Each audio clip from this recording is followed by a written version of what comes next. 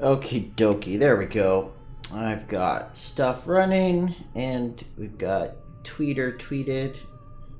And of course, I forgot to update Restream, so that just put the wrong date on everything. See, I friggin' forget. I don't stream for one day, and I friggin' forget everything that I was doing. That just figures. Oh well, looks like all the titles will be wrong then. What's the worst that can happen? Okay, turn down the music a little bit. There we go. Okay, so good morning, everybody. It is Monday, March 20th. And I apologize for not streaming on Friday. I wish I could have. I just am in a house full of sick people and had to take care of people. And I tried to stream later that day, and on Saturday, it's just with St. Patrick's Day and the wife working and kids and blah, blah, blah, blah, blah. I've been doing okay. It's just their entire family is full of sick, disgusting, sick people. But everyone seems to be better. No one's here, and I can do stuff. So that's good. Now, the last thing we did on Wednesday was pretty much wrap up the RTS HUD. And for anyone who didn't see that, I'm pretty much wrapped up with it for now. Let's find the mute button. Oh, there it is. Okay. I'm going to pull it up right now. I'm going to cover what we covered. Then this is going to end up going into a concept video later down the road. But what we ended up doing over a couple weeks, a couple days, is made a basic, interactable, adjustable, dynamic HUD, kind of like you'd see in an RTS. This is, you can ignore this stuff, it's just for placeholder purposes. But here's our dynamic HUD part. So like, for example, we click here, it allows us to put our town hall. And once we place the town hall, if we click on the town hall, we have a completely new layout. Or if we click anywhere else, we could place another town hall if we wanted to. So we clicked on the town hall, we could destroy it. Or, for example, if you notice, we go back, we click here. This allows us to build like an archery range, or we could click here and build like a barracks for warriors. Clicking on nothing, of course, lets us build another town hall if we wanted to. Or we can click on these, and they have their own individual builds. Like you can see here, we built that little dude. He just has destroy. So it gives us a nice dynamic layout is what we created. Gives us the ability to create stuff and delete stuff, move stuff, things like that. So that was the point of it, just to make a UI that reacts to the player's selection and things like that. So that'll go up on a concept, and I'm done with that one. I'm happy with how that came out. What I did work on over the weekend, however, was we're going to... Let's see. First of all, we're gonna write out all the stuff we're gonna talk about. But well, first of all, hello everybody who's hanging out. I forgot to say that. Oops. So what we're gonna work on over the next couple live streams, it may take longer than that, but our goal is, if you've ever seen or played an online MMO, generally there's a starting area. Warcraft is the one I'm going to refer to in regards to this. If you think of something like Elwyn Forest, I can't remember the stupid starting area. It's not Westfall. Dagnabbit. Anyways, the human starting area. It's a little sectioned off area that's intended to show people how to play the game, get them into it, interact with them, and introduce them into the game. But if you were to take that area and just remove it from the entire game, let's say that was the entire game. It's a good example of a slice of a project. It's a vertical slice. It's a chunk of a game that you can use for demonstration purposes. A lot of the time when you see things like demos or sneak peeks of a game, like at a convention or something like that, and you get to play it, you're looking at a vertical slice of the game, something that's fine-tuned and intended to show off the game itself. It's not the full game, it's not necessarily even a demo. It's just usually a vertical slice is what it's known as. So my thought process is, let's see if we can use all the crap we've been using recently, and let's make a little vertical slice, a small MMO vertical slice, basically. What I mean by that is, I'm gonna make something as simple as possible in terms of graphics, because I don't have much graphics. I'll steal what I can from places. But we're going to try to recreate something simple like the World of Warcraft human starting zone. So it will be a persistent world, and people can join in and leave. People will have their data saved persistently on a server stored somewhere else. They can interact with other people, so there's some basic networking there in UE4. And then we set up some basic systems, maybe some, not maybe, but some basic combat, maybe 2 or 3 different classes you can choose, so we can throw some different types of combat in there. We need some movement, some skills, some interaction with people, maybe a merchant to buy and sell things. So a small basic MMO slice. And the fun part about this, the goal of this is to put everything together into something. So the AI stuff and the networking stuff, the working with plugins, working with networking with a external server. So for example here, this is what I played with over the weekend. This looks really simple. It's just a little guy moving around. But if I hit my K key, he teleports over here. Now, he's talking to a remote server that I've got set up on an Azure virtual machine. And that server is telling him where that saved location is. So it's got nothing to do with my machine here. I can close it down, start it back up, hit the K key again, and he's going to teleport there. Now, if I wanted to, I can move anywhere in the level, hit the J key, and that's going to tell my server to save this location, rotation, and position. I can close down the client again, hit play. I can move anywhere I want, hit K, and it'll transform me to that location. And none of this is on the client side. If we go into our actual socket manager here, we'll find that I'm using the socket IO plugin, and I'm basically got a few commands set up to, for example, the J key talks to the server and saves the player's transform. My K key asks for the player's transform, and when it gets the player's transform, which is the little thingy, where is it at? Seriously, where'd the event go? I always hate finding these events. Where are you at? Hello, Mr. Event. Here we go. This is the event I was looking for. Whenever it hears back from the server with the new transform, it tells our player to grab that and set itself to that new transform. And it's all doing this using the Socket.io plugin and a MongoDB for the database and Node.js for the actual server code itself.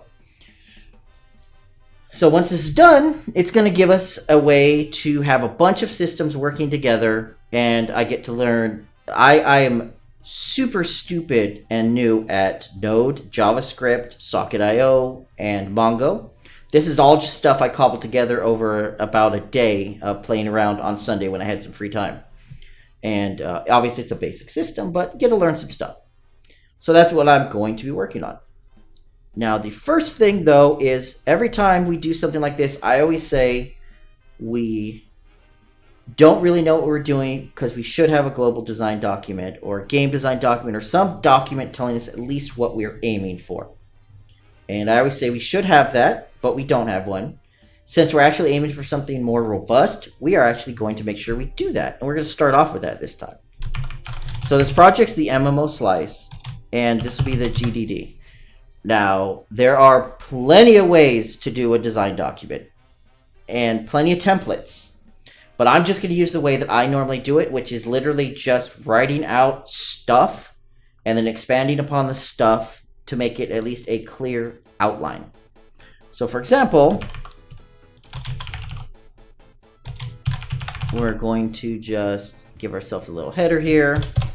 And then we're going to go with something like, let's see, so an overview. Yeah, let's see. So this project will be a small slice or partial demo of a game. Okay. The game world will consist of a small area that the players will be able to move around and interact with, of a networked game. So we got to start adding some more words in here. Interact with. The world will be persistent and stored on a separate server. Stored in a database and running on a separate machine. SI is for separate. Let's see. We will be using UE4 for the client and server of the game world. We will be using Node.js to run the back-end server for talking to our database. We will be using Mongo for the database itself. Okay. Good morning, Sterling. And Nanopan and Gilem. And if that name, hopefully that's close enough. Okay. Now there's probably some small information we're missing here, but I think this is a good basics.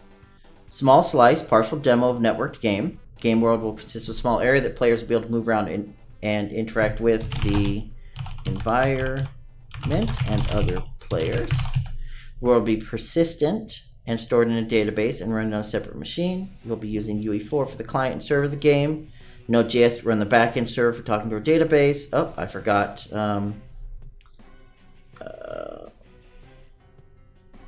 We will be using the socket IO plugin UE4 to talk to our server. We'll be using Node.js on the backend server. Okay, cool. Hello, Zilati. So there's a basic overview. This would be kind of like our, well, let's see, I have a networked game similar to the starting area of the humans in World of Warcraft. So this would be kind of like our one-liner if you had to explain to someone what we're going to do. And then this will be a little bit more information, technical information. And then down here is the actual technical information, so we know what we're going to be using. So this is what counts. This is our little overview of our slice of heaven. Now we can go ahead and start defining more stuff. And the reason we want to do this is when I was doing this demo project here, and all I did, it took me a while. I don't know Node. I barely know JavaScript. I don't know Socket IO. That was fun to figure out how Socket IO works. Mongo took me a little while to figure out. So I learned all the stuff. But during that, the whole goal was just to simply store the transform of the player. Something really basic for learning purposes.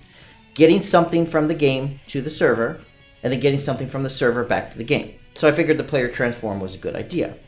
And even something as simple as that took a little while to learn. But it also brought out a couple things. I couldn't just, for example, say, okay, the transform, good. So how do I get the transform? What do I store the transform in? What format do I store the transform in? How do I get it back out? How do I know it's just the transform and not other variables?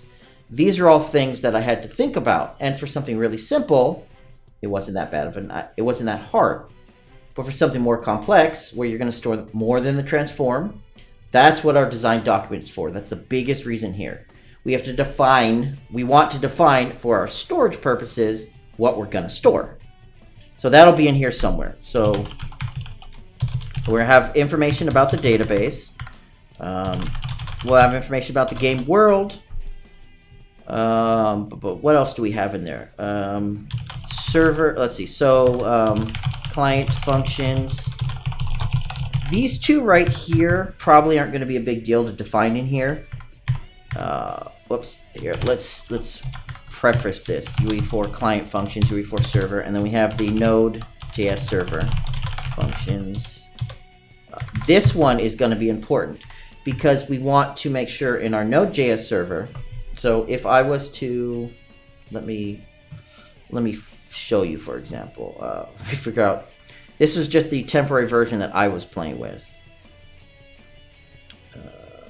Here we go.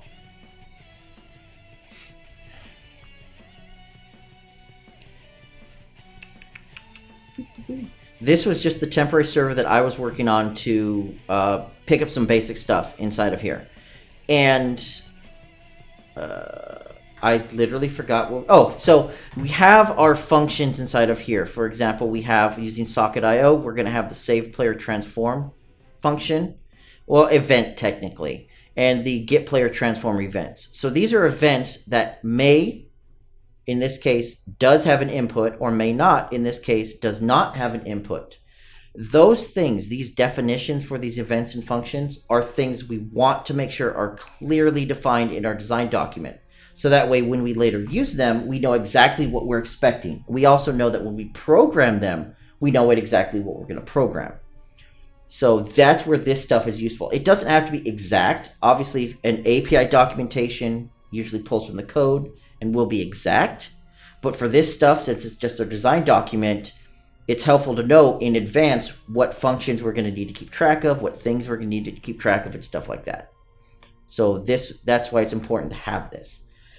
Gillum, what plugin are you using? I am not using, well, first of all, I am using a plugin, but I do not have JavaScript nodes. I'm using the Socket.io plugin.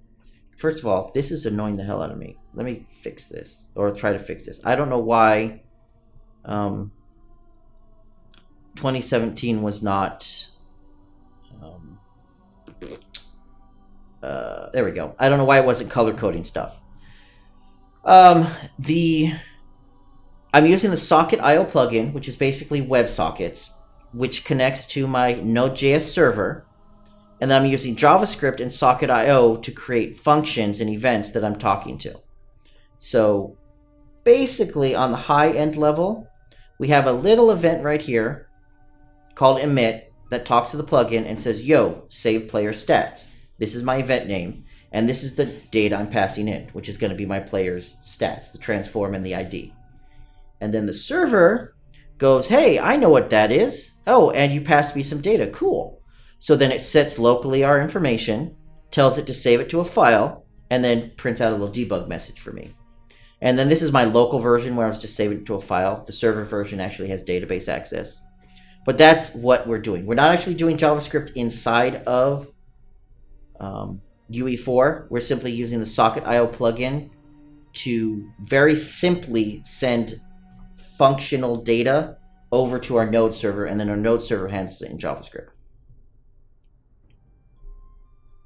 And this is the Socket.io plugin is what I'm using. And that one is Socket.io Unreal Engine. Can be found, where is the GitHub for it? Well, there is a GitHub. Oh, here we go. So here's the form link. And then here is the GitHub over here. And it's done by Gitnamo. This is a really nice little plugin. I've had no issues with it so far. Hopefully I don't have issues. There are a lot of options for doing data access, I have found out, for networking stuff. There's the VA REST plugin I could have used. There's this Socket.io plugin. There is raw TCP plugins that I could have used. I'm sure there's more in there, but basically I wanted to make it as simple as possible for this. And in my research, Node.js plus MongoDB works really well together and super simple. Like you can see, my code here is not that robust. There's a lot of debug stuff in here, and it works really well. And it's super simple for me to learn. And Socket.io allows us literally to easily connect back and forth and send data, and also broadcast, which I thought was really nice. So for example, if we want to add chat into this little slice of the game, we can use the broadcast function, and we can use rooms and stuff like that, and we can actually just really easily have people chat back and forth without doing too much extra code. And Lex, no, unfortunately this is JavaScript. And I barely know JavaScript, but that's what we're going to use. Zlati, how can I get the speed that my character's camera is rotating? Okay, let's see if we can answer that one. We have our third-person blueprint, and your camera input is going to be, where's our camera input? Mouse input, right here. This axis right here is how much value, how much it's changed from the last frame to the current frame. So if we were to, for example, print screen, and we plug this in here, and we hit play, you can see how much it's changed since the last time. So like no change, slightly moving, it gives me slight. Big changes give me big numbers. Negative is going to be the left direction. Positive is going to be right. So grabbing the axis value is going to give you the speed at which it's rotating. So if you define something like, for example, you know, these are very small numbers, as you can see, very small changes, and big changes as I'm moving it. You can see the big numbers. And if you want to see how much it rotates over time, for example, you could just figure out how much it's changed over the last, you know, store like the last 60 values if you have 60 frames per second, and they'll let you know the range over time. But this is where you directly get your rotational values for your mouse rotational axes. And you should have the same, I want to say the gamepad has, right here, here's for the gamepad, and here's the rate for the right joystick on the gamepad. Nanopan, can I share a link with you? You can feel free to share it with me. Either remove the .com from it if you want to, and I can look at it, or you can email it to me, or you can post it as a link in the comment section. And yeah, Lex, a lot of code looks the same, honestly. A lot of code looks the same. That's why learning... I really wish I could remember the proper word for it, but once you learn how programming works in general, the functionality behind programming, then learning a new language is literally just learning the syntax for it. Like if, you know, for JavaScript, you have the dot notation when you're talking between objects, whereas C++ might have the double colon or the redirect or the stupid dash, this stupid thing right here, depending on if you're talking to a property or if it's a function or if it's not a function, a reference or a pointer value. But knowing how to add two things together is pretty much going to be the same in almost any language. It's just the notation for it and stuff like that. And the actual, you know, like in C, it might be mathf.random instead of math.random, stuff like that. Okay, so, but this is stuff that's stuff down the line. Our biggest things right now is going to be getting this design document hammered out and then maybe starting to work on some stuff. Let's see. And Nanopan posted a link. Let me check this out. I need to check it out off screen to be safe. Give me a second. I doubt it's obviously anything wrong, but, you know, Nintendo, he put .com. That works too.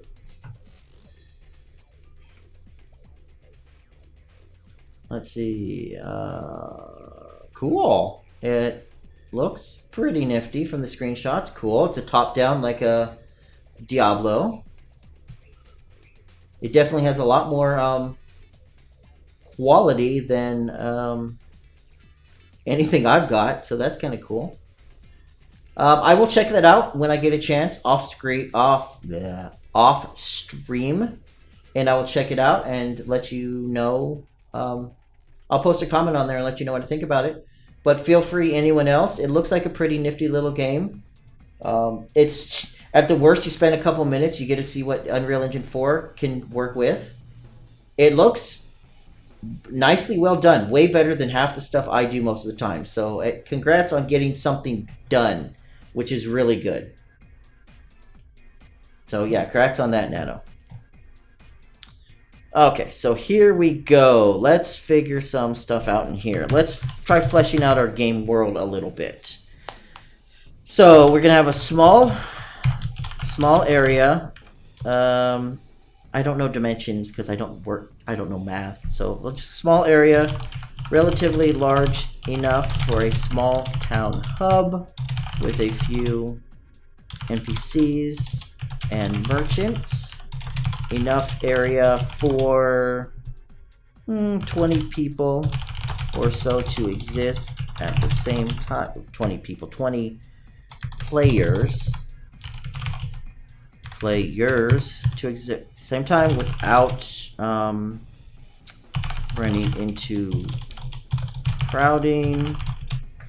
A few areas for monsters to roam and for us to assign kill quests and fetch quests. Okay, so kill. So we'll have. Let's see if we can do some little key points here. We'll have some kill quests. well, so let's actually quests, and then we'll have fetch, kill. What's another basic standard quest that should be really simple? Fetch and kill. Probably those are the two easiest ones to implement. We'll just go with fetch and kill for now. Collect X items and return to quest giver. Kill X monsters and return to quest giver. Yeah, so that works. And technically we could do a fetch quest that is a kill quest at the same time. Okay, cool. So we got quests. And what else is in there? We need merchants, so we'll have merchants. We have to have NPCs for giving out quests, NPCs for lore, because why not? We're trying to make this a nice little small slice, so let's try to give stuff. Quests, then we need game world. Let's see, game functionality. That's important. There we go. NPCs for lore. NPC, and yes, I'm just putting apostrophes and commas everywhere because I have no clue how grammar works, to be honest.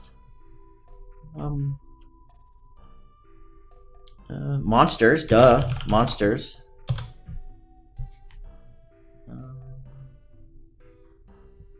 Okay, let's just go with that for the game world as a definition. We have a game, small area, relative. So we'd also need an area. So we need maybe buildings and props. There we go. So we can start defining that more better. So there's some basic stuff. Functionality. So let's see. The players, let's get unbold, will be able to choose a class and enter the game. Enter the game. The game will start them in the game world. They will have the ability to use skills for combat. They'll use skills for combat. They can interact with NPCs for both quests and lore. They can attack monsters and kill them, be killed by them. And these things are all important because we want to, obviously we need to make some form of a death, or that's not going to work. Crap, I'm connected to 2 out of 3 things. Beam did not connect. Give me a second. At least Beam chat didn't connect. Yeah, Beam did not connect today. How rude. Oh well. The other ones are connected at least. Okay, let's see. Players can come in, choose a class, enter the game. Cool. Come into the game, starts them in the game world. They can look around. They can have abilities. They can interact with NPCs. They can give them quests, or they can just talk to them. They can go out and kill monsters.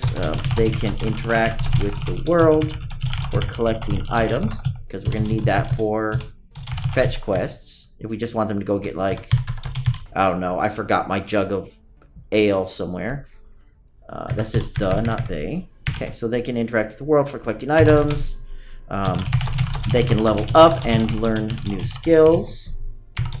They have an inventory to hold items they collect. They can sell and buy items from merchants.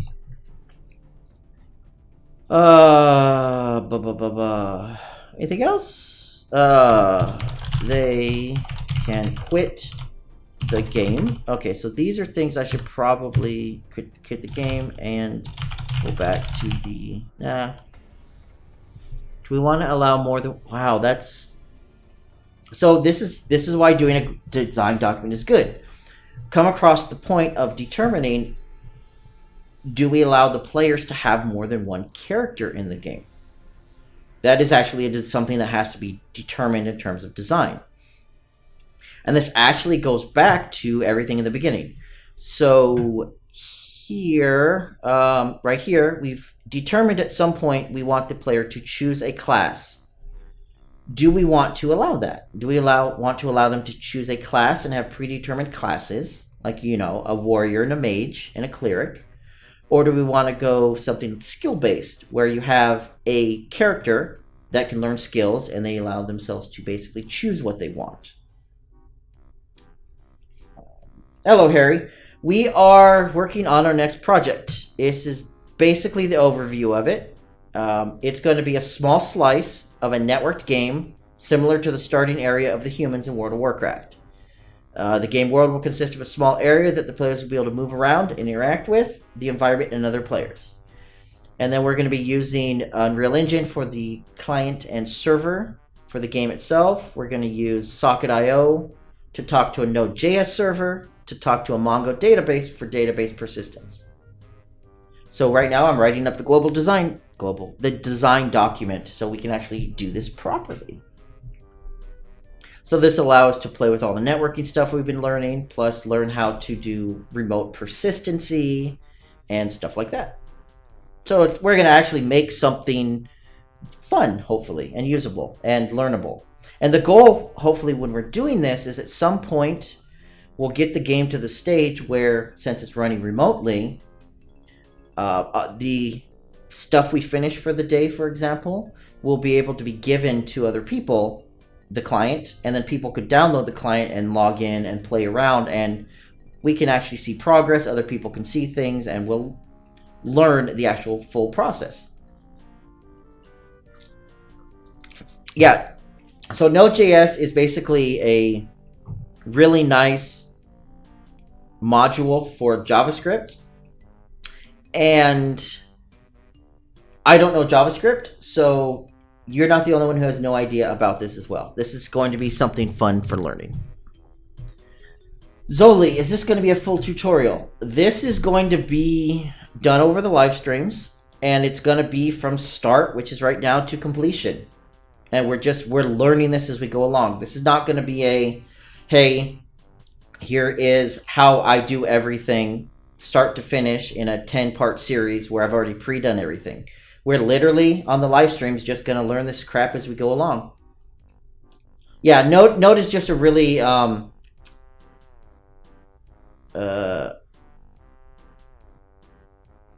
it's a way of basically running a server off of JavaScript is what it is. Yeah, like Nafus, I'm going to go with Nafus, is saying it's basically allows to use JavaScript out of the browser. Why wouldn't you want C++ or some high-performance language for a backend server? Well, because then I'd have to actually do something hard. Let me show you what I mean by that. So here is our example that's actually running right now. Let me go ahead and play this, and my character can run around. If I was to, for example, go over here and hit the J key, it sends a command over to my server that's running right now and stores his location and position. Now at any point, I could hit the K key, and it grabs that information from the server, teleports him back to here, and it's done. I can rerun this, and you'll see it's nothing saved to the game. It's talking to the server every single time. The actual code for that is very similar to this right here. And we'll go ahead and just run this right here. And this is the actual code doing all of that stuff. So it's not a lot of code. And a lot of this code is debugging. It's console logs. Half this stuff is just putting stuff on the screen. In order to run this server, I don't need to compile. I don't need anything extra or specific. Since it's all running at runtime, I just simply run node with the file name, and it instantly runs it, and it's ready to go. In terms of performance, Node is very performant. There are studies out there, and Node is used a lot in terms of servers. Node also couples very simply with Mongo, which is the database that I'm going to use. So basically, it's really simple, and it works really well. And for our example, where we're talking like 20 people or so, it's super performant. And the second thing, I don't want to use C++ because I want to learn Node and JavaScript and Socket.io. Honestly, that's the biggest reason here. Learn something new. Yep. So, long story short, it'll work. It'll work very well, and I'm going to learn it. What were we working on? Oh, design document. Nope, that's the music. There's the design document. Okay, cool. So yeah, we were talking. Should we make classes, or should we just use classes or skill based? To answer the question, Socket.io is a plugin for low level network communication, and that's pretty much correct. Socket.io is basically WebSockets, so it's a really easy to use service that works very simply. For example, here with the Socket.io plugin, I simply say, hey, run this event or function with this information. Here's the info I want you to take. And then the server is simply listening for that, and it goes, okay, well, I'll go ahead and do something. And when I'm done, I'm going to go ahead and give you some information back. And then my little dude down here is just listening for stuff. And when stuff happens, for example, I get my new transform for teleporting, it simply tells my character to move there. So it's really simple. It's a nice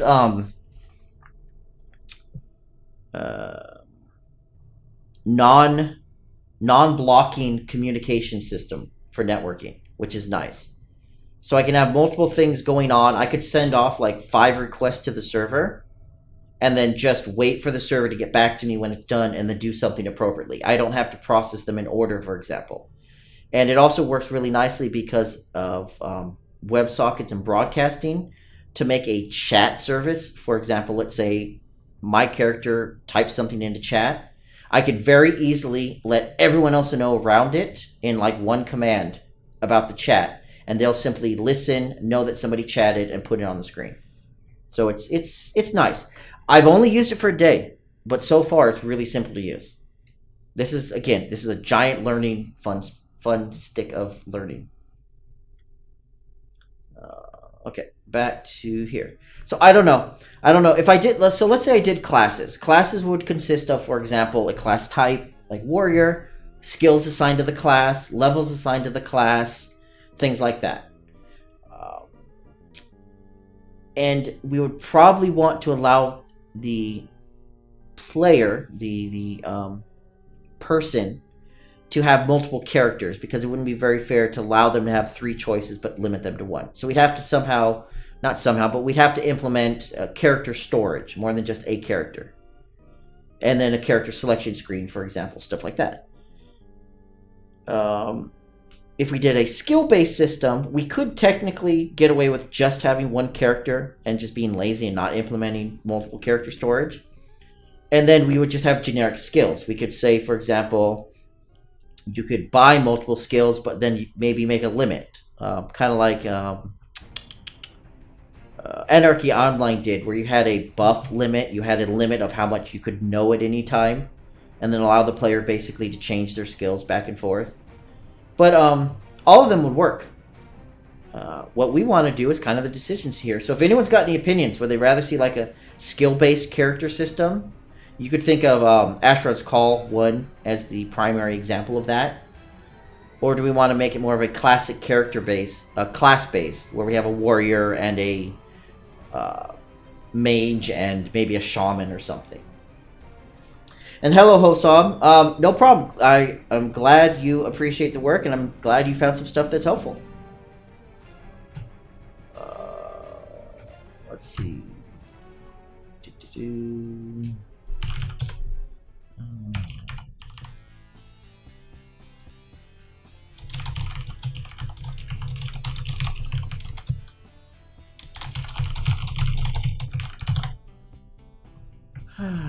We don't want to go any farther until we define this.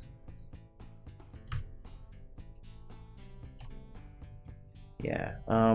Yeah, we're not going to make... I mean, this is not going to be a full game. This could obviously... maybe if it was really fun and I decided I wanted to turn this into something, we could do it, but I doubt it. Me, personally, I like to work on small projects and just get them done. Nafis is bringing up, yeah, I could even do it weapon-based. There's so many different ways of doing stuff like this. I think I want to go for the more challenge, and I want to make it class-based.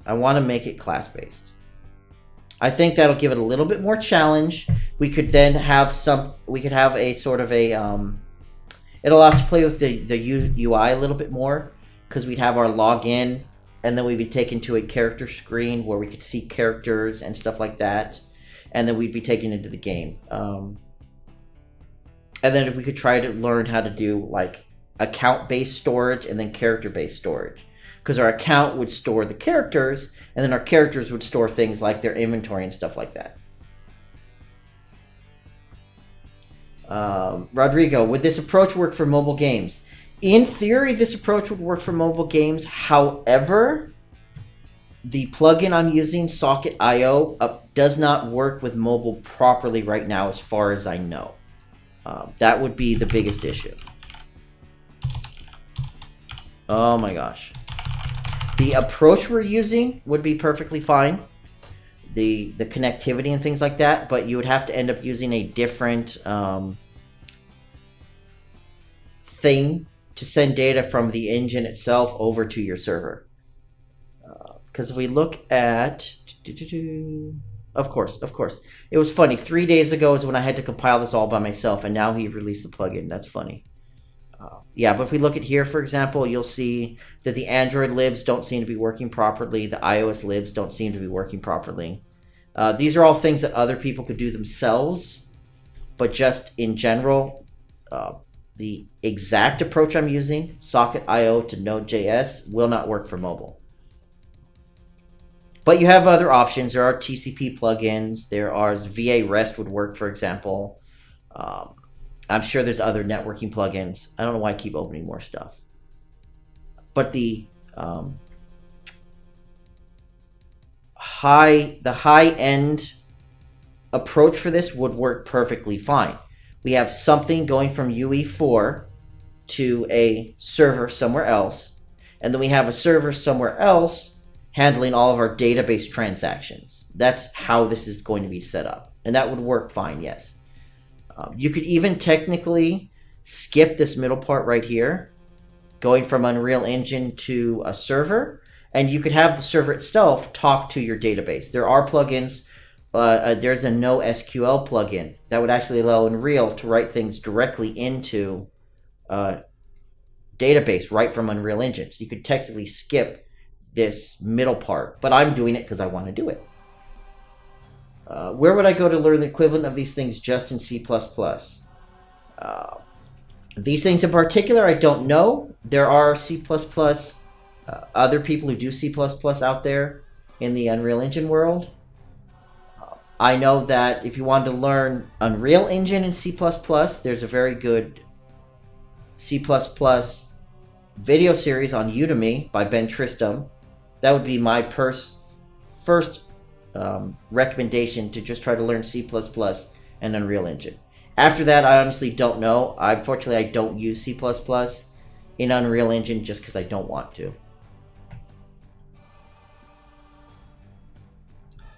Okay, so they can quit the game and go back to the character select. So let's see, enter the game. So we want the players can create a new character and choose a class. Players be able to choose a character and enter the game. Quit the game, go back to character select. They can quit the game from the character select. We need to have login functionality. The player can either log in or create a new account for the game from the main screen. There we go. Okay, cool. That gives us a rough functionality game loop, I think. I think that's a good basic start for that. So let's start populating our little bullet points. So we're going to need a login account. Seriously, I tried to unbold this and it didn't work. Account login screen. Character select screen. In-game UI, which we can further make better. We should probably break this stuff out into its own category. So UI, oops, like that. So there's our basic UI. Not our basic UI, but there's, you know, a start at least. The players create a new choose class. The players will be able to choose a character enter the game. So we have our whoops, let's go with, well, I lost my mouse. Where'd my mouse go? There we go. Let's try to define our maps, for example. I don't know why this keeps bolding, but it's super annoying. So our maps, for example, we probably have our loading, well, we have our account login screen. We could probably do, so this will be our, let's see, so map will be our UI for account login and character. We probably don't need multiple maps for the UI itself for getting into the game. Game world will need its own map. I'm thinking that's all we need. We could technically do level streaming and break everything apart even further, but since this isn't going to be very big, let's just go with a basic thing like this. Okay, so we'll go with that. I lost my chat. There we go. So two maps. It looks like two maps we might be able to get away with. That's not bad. Let's see. Systems. So we need some form of systems for in our game. So we need to define some skills.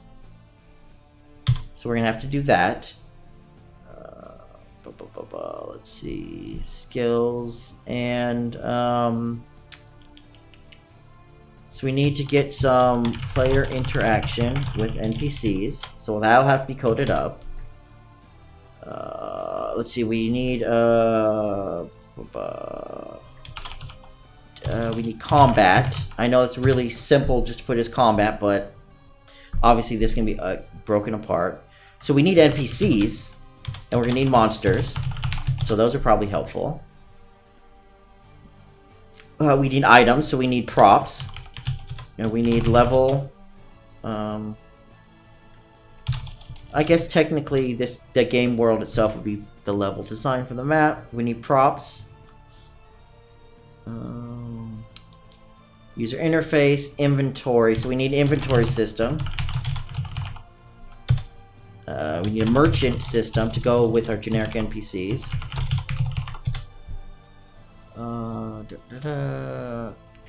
UI is for quitting, so we have the in-game, so we need, this one needs to be expanded. So let's go with that for our basics for our game functionality. It's not a lot, but there's a lot of stuff under each of these. Let's see if we can flesh some of these out. So our in-game UI, this is going to compose of our player UI, and we need our options menu, because we need to be able to quit. We need a merchant UI. We need a quest UI. I don't know why I'm using the word UI multiple times, but why not? And we need lore UI, so yeah. What other things can we think of? So you're in the world, you see a merchant, you click on the merchant, you get the merchant UI, you click on a person, you get the lore UI. We have a quest UI. So this is like, so we need a quest giver UI. And then we need a quest log user interface. We need inventory user interface. So this is selling, you wander around, you kill some stuff. We need some sort of a loot UI. When we loot our monsters, we need something to show on the screen. Unless we go the cheesy route and we go, I personally prefer the cheesy route. I don't know if other people do, but I like games like Final Fantasy XIV where you auto loot. You don't have to worry about looting stuff. I always personally like that one because then I don't have to worry about right-clicking on crap. But we'll see about a loot monster UI. We'll make a decision if we get to that point. Yep, the mob. Yeah, actual user interface for the mobs. Monster UI. That's a good point.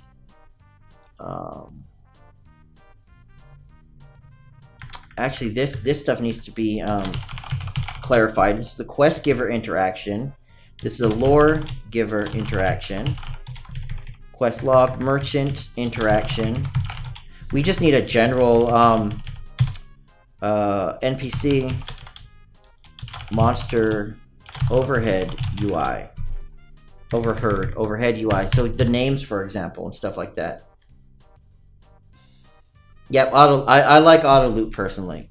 I like super auto loot. I like the Final Fantasy 14 version where you just automatically loot stuff. I'm going to drop this down into its own document down here. Wait, what's the button do that? Is it Control Enter? There we go. Control Enter moves it down to its own thing. Okay, cool. And then I'm gonna Control Enter this one to move it down. And then we're gonna Control Enter this one. We're gonna Control Enter that one, and then we're gonna Control Enter that one. There we go. Now everything's on its own page. Harry, best decision Blizzard made was making their UI moddable in Lua. I will definitely agree with that one. And I will also say that over time, Blizzard has at least been smart enough to take things that people make and that work well, their ideas, and implement them into the engine itself. I just recently re-rolled a Shaman up since you can play for free, and just ran it up to level 20 because just spent like 2 hours, got bored, and I didn't install any add-ons, and the basic functionality is a lot more improved than back in the day. They've added so many more small, nice touches. It's almost to the point where I don't need any mods just to play basically, which is nice. And I can tell you that making this a moddable UI is way above anything I can plan on doing for this. Let's see. So, let's see. Maps, skills, crap. This is going to have to be its own. See further documentation. This will have to be its own section. Player interaction with NPCs shouldn't be an issue. Combat, NPCs. Okay, cool. We're going to leave this for now. This is a good basic functionality. You could read this page and you could get an idea of what you're expecting that we're going to have to create, as well as what you're going to be able to do in the game. Client functions. So this is where client network functions. This is where we should have to define our client network functions. This is where we should define our server network functions.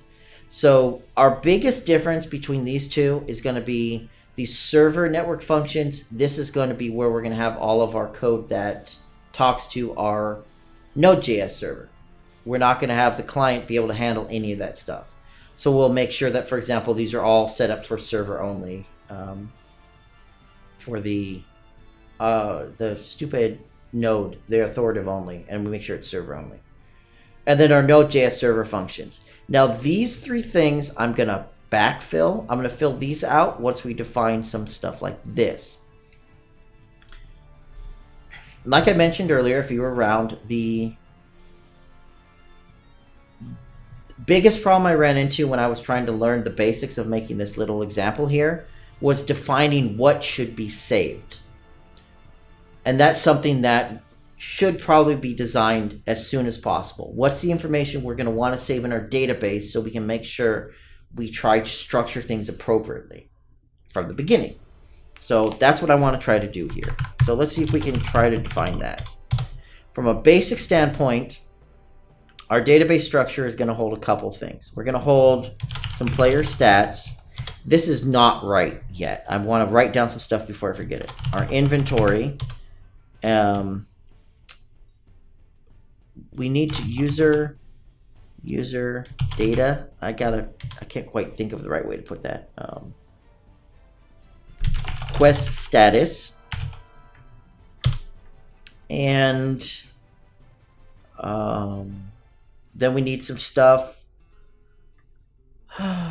Okay, let's start defining from the beginning, and then we'll break it down. Because the nice part is, because this is a vertical slice, and we're not thinking about like pet battles and things that are in the grand part of a game, like Warcraft. We're thinking about a very small idea here.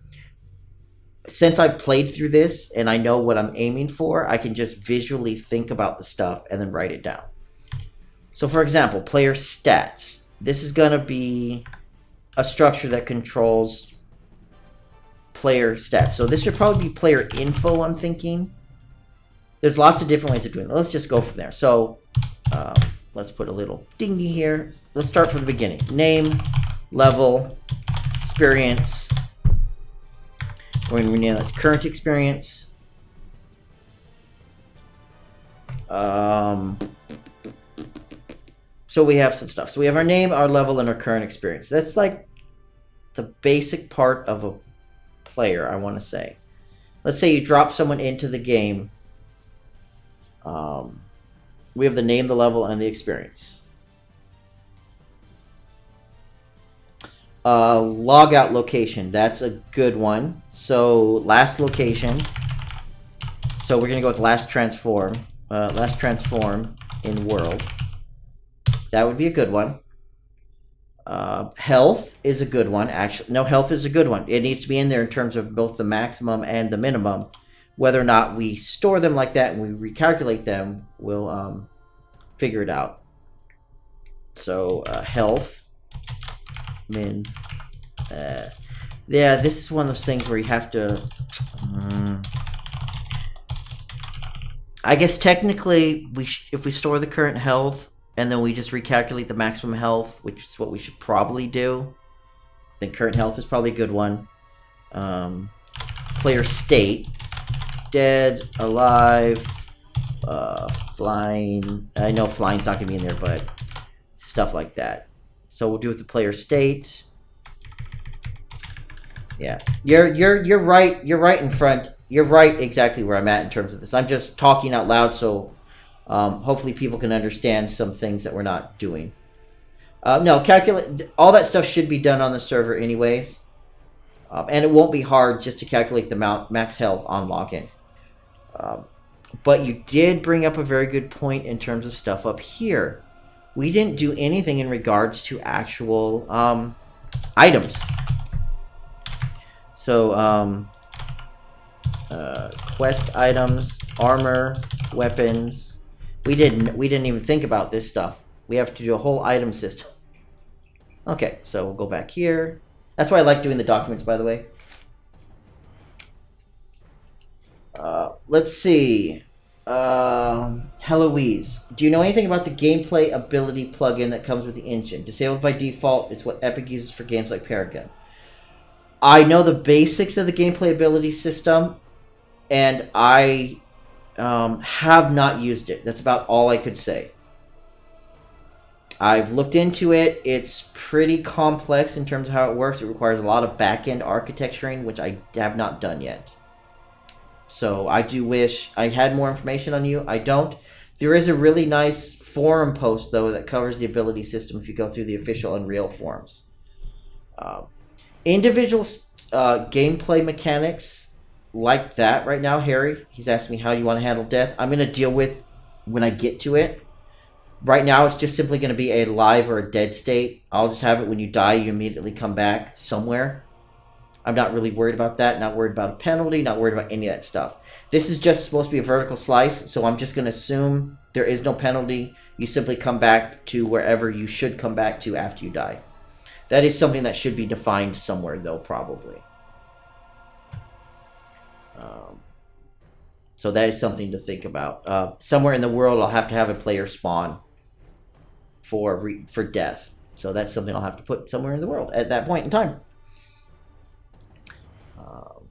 But the basics for this stuff, so I'm thinking of starting the player off with, let's see, so stats. So we need to define the game stats somewhere. We do need to define that somewhere. So where would be a good place to define that? Basically, what would that be called? Numbers for the game. I guess that might be a good way to put it. So let's see, player numbers, monster numbers, NPC numbers. You'll see where I'm going at here in a second. So player numbers, we'll go with something really simple. We'll go strength, we'll go stamina, and we'll go with intelligence, and we'll have a mana, and we'll have a health. I think those are going to be the basics. And basically, intelligence feeds into mana and damage. Strength feeds into damage and damage. Yeah, see, I can't do a double dip. No, we'll just do stamina for health. Damn it. No, you know what? I think that'll be fun. I think we'll try that. That'll give us the ability to mix things together. Increase health. Increase damage. Increase health. Health.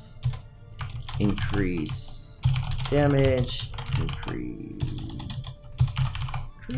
health. Needed to use skills. Needed to use... Needed... Oh, not needed. Okay, we can just go needed to live. I guess if we put that in there. Okay. No, that works. I didn't mean health. I meant mana. Seriously? Okay. Let's see. It is multiplayer ready for casting combat systems. Need to be set up in a C++ project. Yeah. The ability system is really nice if you know how to use it. And it's just, from what I've seen, it requires a lot of setup to get it working properly. I have no idea how I'm going in terms of stat design. I'm literally just throwing in stuff in here just to do it. I don't agree with the monsters being the same as player numbers because it makes it a little bit... Well, and we need armor in here too. Armor decreases damage done to player, because this is the player one. Because I want to make things really simple. I don't want a strength, a stamina, intelligence numbers. I want to make something really simple. Like this. So our armor is decreases damage done to monster. Damage. Now this is where the question comes in. Is damage a flat number or is damage a ranged number? And that's something that should be defined at all points and times. And I'm not going to make things super fancy. There's going to be no buffs or stuff like that. We're not... Again, this is a vertical... This is a slice. This is a temporary testing of a game that's intended to be done in a fairly short amount of time. To give you an example. We don't need a spreadsheet of damage formula calculation numbers when we are literally demoing something that's expected to last an hour or two. An hour? I don't even think I could get 2 hours out of this. We'll aim for an hour worth of actual game here. I don't even think I could get that. Let's try it. Let's see what happens. That's probably a good thing to put somewhere in here. Game with smaller players. The goal play time will be 1 hour from begin play till all content is exhausted. Oh my gosh. Okay, there we go. There we go. So that's a good thing to put in there. We're aiming for about an hour worth of content. Okay, back to the damage thing. Because my brain stopped working. Oh, see, and not only that, we also need... Whoops. Control Z. Damn. I'm not wearing my cheetah hat because it's warm in my house. Unfortunately, when it is cold, I do wear my hat to keep my ears warm, though. Damn it. How do I want to determine this? Because for a player, there's no right answer to this one because there are pros and cons to every system. Whether you have something that's a fixed roll system where you have a number and that number is done, and then of course modified based on the damage you're doing to something, or if you have it where it's variable and every time you swing, it's rather than a binary hit or miss, it's a hit, and then when you hit, it's a range of damage. You know, kind of like you could roll dice and then you'd have damage based on that. But we're going to do this really simple because we're just going to put damage. We're just going to have damage is done to the attacker. There we go. We're just going to go with something really simple. A damage, an armor number, and then we need a loot in here. Loot. Table info. Number from our loot table for possible loot. And this could be either an array or it could be a fixed integer. I have not figured that one out yet. I'm thinking of going for an array. Might be possible. Might be smart. NPC numbers. This is going to be inventory items and coins amount. Coins. Inventory items and coins. Do they need anything else? I'm not going to allow buyback or any of that stuff. Again, it's just super simple. So this will be item numbers for item numbers from inventory table from item table that can be sold, that are for sale. Oh my gosh. And coins. Oops. Amount of coins. Coins is probably not even an issue because we're not going to limit the amount of stuff you can buy and sell. So coins are not going to be an issue. So it's just going to be what our NPC has for sale. But that brings up a good point. We have to have coins. Okay. I think this will work for the basics of our numbers. If we set up a player with this stuff, our monster with this stuff, and our NPC with this stuff. Actually, we need another one in here. So we need a merchant or merchant flag. Let's just not go with a merchant flag. Let's go with a NPC flag. See, this is why I called this numbers for the game isn't appropriate, but I just don't think, I can't think of another name for this. Flag is enum that is the NPC type. So that means we need something other inventory items. We need a lore item, lore number. Number for the lore entry. So that way we just have a data table with lore, and then we assign that lore number to the NPC, and then it allows us to easily adjust on a global basis what they're going to say. Rather than have this hard-coded into the NPC, we could have, you know, an NPC, a generic NPC could say, lovely day, isn't it? And you could have people randomly say that rather than having to have to type that same thing into 500 NPCs or whatever your end goal would be. Yeah, okay. So that means our database structure, let's see. So thinking back here, this information is going to be not in the database. None of this is matter. This is all runtime. None of this information, whoops, is actually going to matter. We're not going to exhaust the inventory from the NPC. None of this is really going to matter, and it can be reset whenever the server resets. So this does not need to be persistent. Monster numbers don't need to be persistent because we'll have things reset.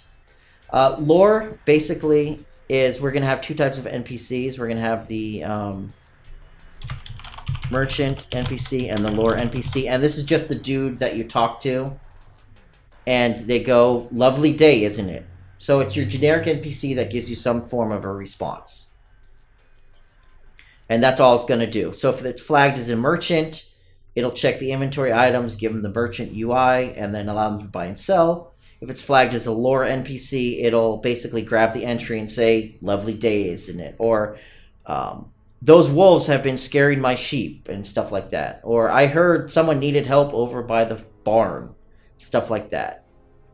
Think of lore as general talking stuff. Lots of these words don't word well, in case you haven't noticed. Yeah, so this is not persistent. This is not persistent.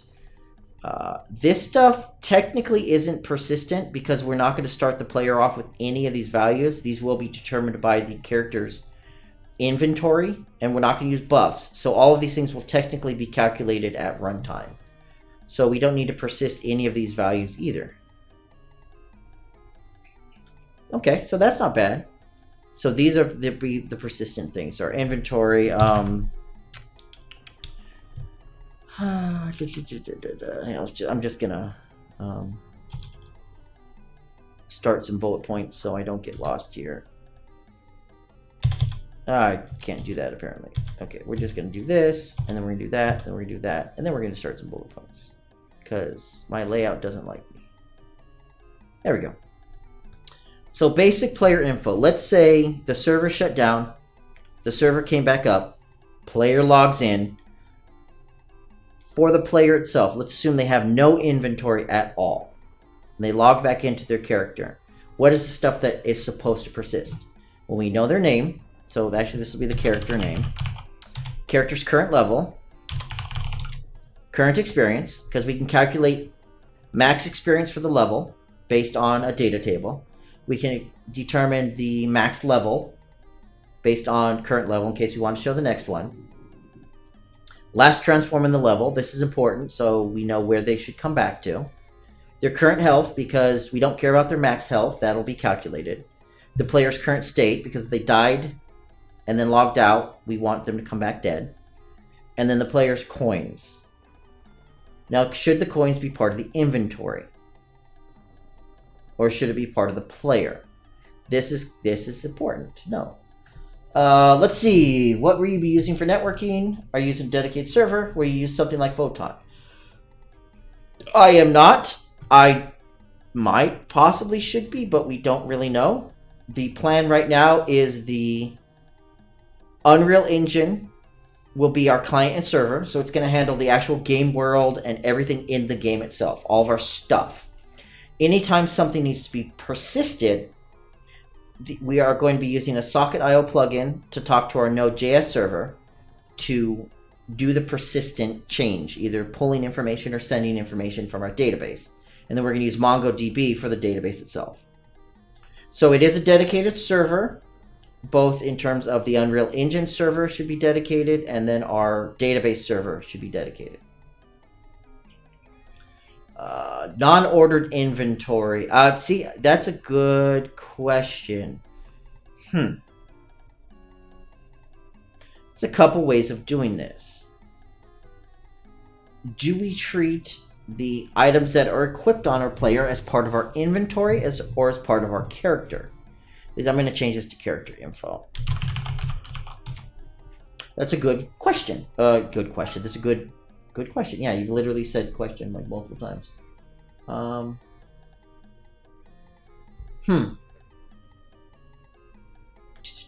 We can keep everything in the inventory. Let's think of our inventory as a 5x5 grid, just for visual purposes, or a list of 25 items. Let's go with a list of 25 items, or 25 slots. We have 25 slots for our inventory. Do we, for example, the player has a sword that they're going to use. Is it in their inventory flagged as equipped, or is it on the player in their sword slot?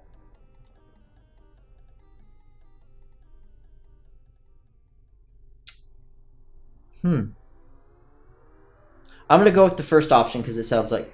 First option? I'm going to go with the separate option because that sounds like more fun. We're going to treat our inventory as basically your backpack. We're going to call it the backpack. We are going to call it a backpack because I want to call it a backpack. There we go. And we're going to call it a backpack so we can keep... So we will visually be able to distinguish these things. Our backpack is completely separate than your pants, because if your pants were in your backpack, they're not really going to help you very much. So our character then needs its items. It's going to have to keep track of its items. Yeah, Harry, you're like right on cue in terms of like half the stuff I'm thinking of. And in case anyone, hopefully the people who are listening and either aren't interacting or are listening to it later, a lot of the stuff I'm doing is simply talking through everything. All of the thoughts and the processes and why we may or may not want to do things and the reasoning behind stuff. Yeah, and Harry brings up, if you do a 5x5, you also need its position in the backpack. I'm going to go with a list of stuff because grids suck to organize. I'm going to go with a list of stuff. Simply like that. Because I'm going to make this really, really simple. It's going to be a lot like the Final Fantasy XI inventory system, where it's just a list of stuff, and you'll be able to do stuff with that list of stuff. We're not going to go with the Ultima system. I hate the open inventory system where you lose things because of their sizes. And we're not going to go with like your Warcraft inventory system because I don't want to make a drag-drop grid type system. We're going to make a list of stuff. It's just going to have, I don't know why type list of stuff. This should be in a different part of our game. This should be in our inventory system. List of items, not a grid. Okay, we're going to go with that. Okay, so this should actually be, this is the stuff we're storing in our database. It should not be, yeah. Inventory is going to be count based. It's not going to be weight based. It's going to make things really, really simple. Let's see. Aww.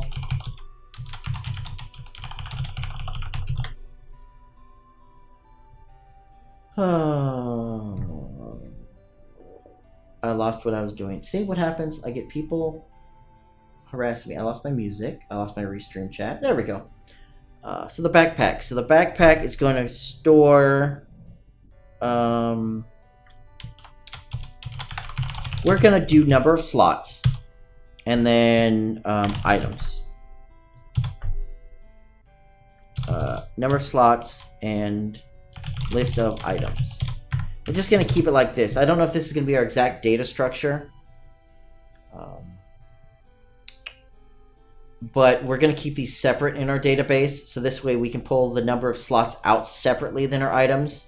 Just so we can, for example, create our array ahead of time, our interface.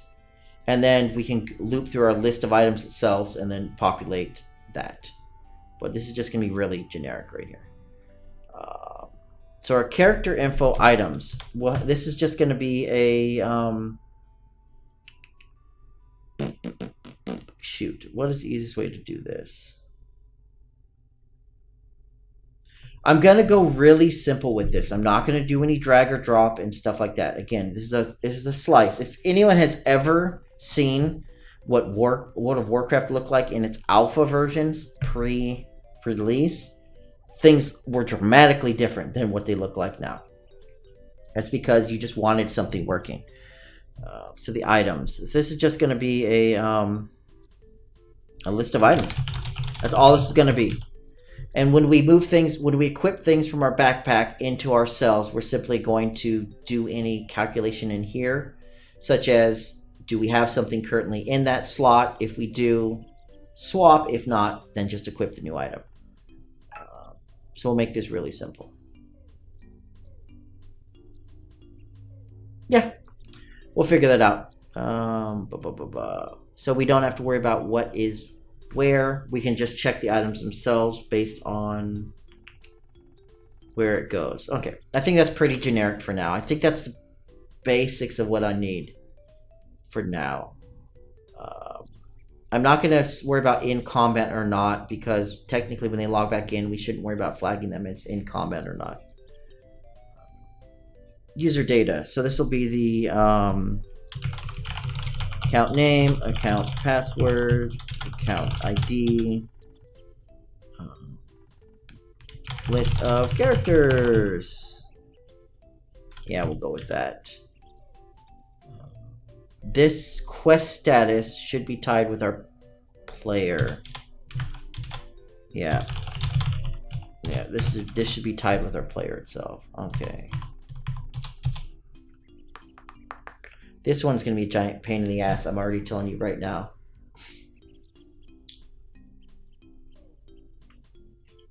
There's going to be no password protection or any of that stuff to start off with. That's something that can be easily added in later down the line. by encrypting it and salting it and doing all that stuff. But we're just simply trying to get stuff working. It's as simple as that.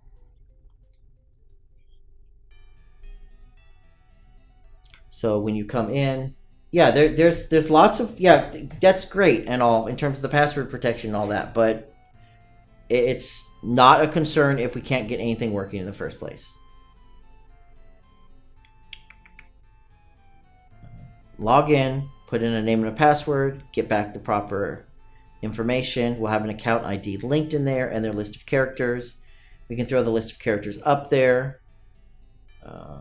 So actually we need a character ID is something that should be in here as well.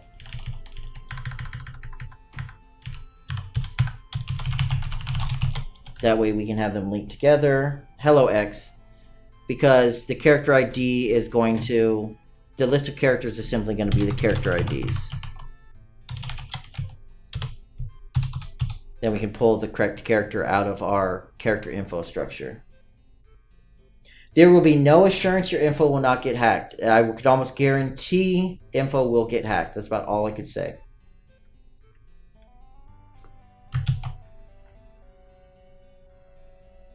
Character IDs. Okay, so let's characters, character IDs, character ID.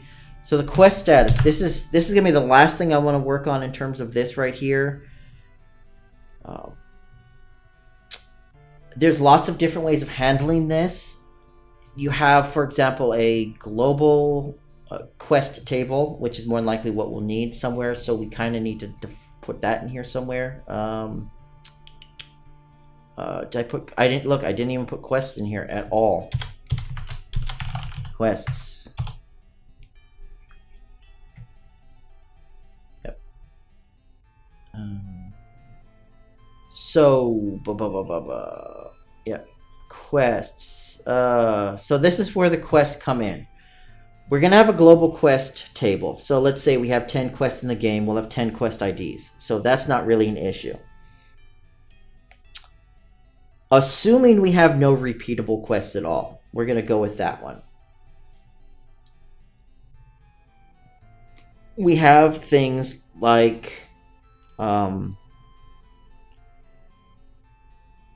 preventing repeatability is the biggest issue. Now I know that Warcraft stores the quests somehow internally, and that you can keep track of the completion of a quest. And then of course the quest itself they store with the status of the current quest. So for example, quest status, let's see, so we have, let's go with list of quest IDs that are completed. So we'll go with something like this. Completed quests, and then open quests. We'll call it open quests. And then this is the list of quest IDs that are in progress. Player currently has. Let's see. So list of quest IDs that are in progress. We can't store the data itself, so we're gonna have to either store the step number with the quest IDs. So we're gonna have to treat open quests separately. That's probably the smartest way of doing it. Shit. Okay, I hate. Yeah, and then of course Harry literally typed out what I was about to say. Not only that, we have so there's two things. Let me show you. We have current progress on the quest, and then current progress on the step.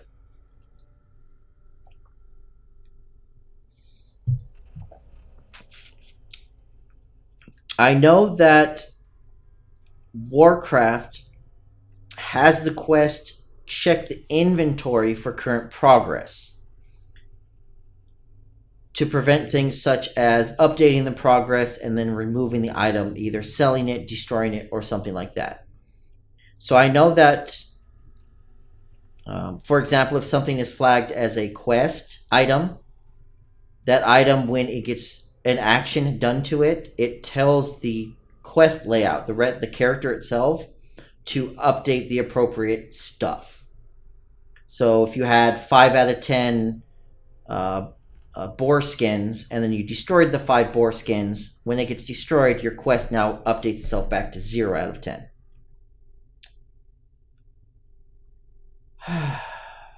But it also has steps that are immutable. For example, kill certain monster. Once you kill it, you don't have to kill it again.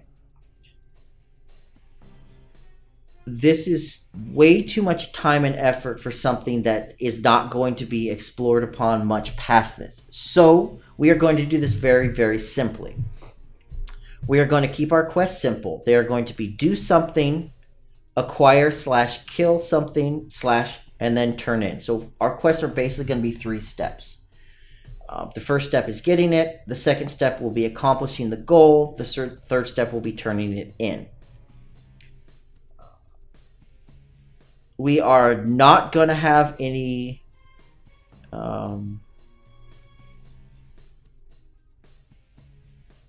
we're not going to allow the player to delete quest items. That is going to be my solution to this problem.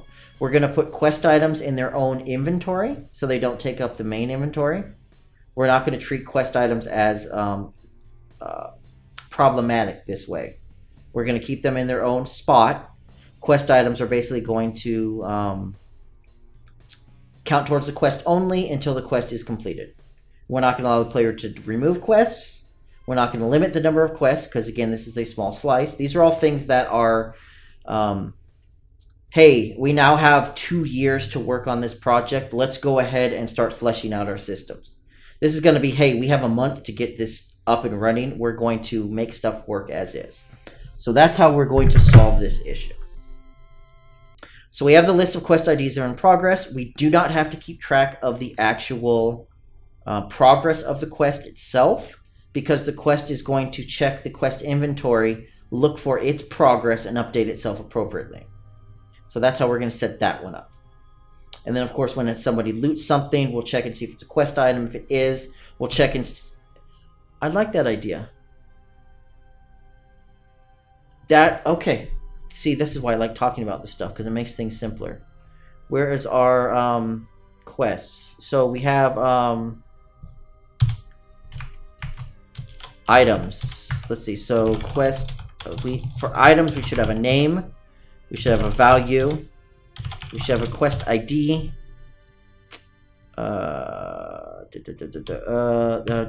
Let's see. Item type.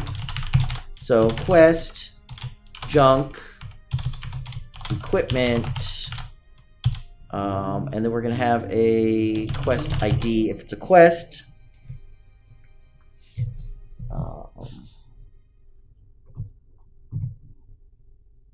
Yeah, that you've got to, yeah, that's a good one right there. That's how we're going to basically handle it.